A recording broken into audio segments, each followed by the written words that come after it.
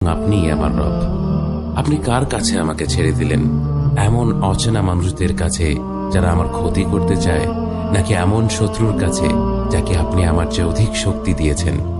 হে আল্লাহ, যদি আপনি আমার উপর রাগ না করে থাকেন তাহলে এর কিছুতে আমার কিছু আসে যায় না, কিন্তু আপনার আশ্রয় পেলে আমার পরিস্থিতি আরেকটু সহনীয় হবে। হে আল্লাহ, আমি আপনার চেহারার নূরের কাছে আশ্রয় চাই, যা সব অন্ধকারকে উজ্জ্বল করে দিয়েছে, যা দুনিয়া এবং আখিরাতের সব বিষয়ের সংশোধক। আল্লাহ, আপনার রাগ এবং অসন্তুষ্টি থেকে আমি রেহাই চাই। আল্লাহ, এ সব কাজই শুধু আপনাকে খুশি করার জন্য করা, এবং আপনি ছাড়া কোনো শক্তি নেই, কোনো ক্ষমতা নেই।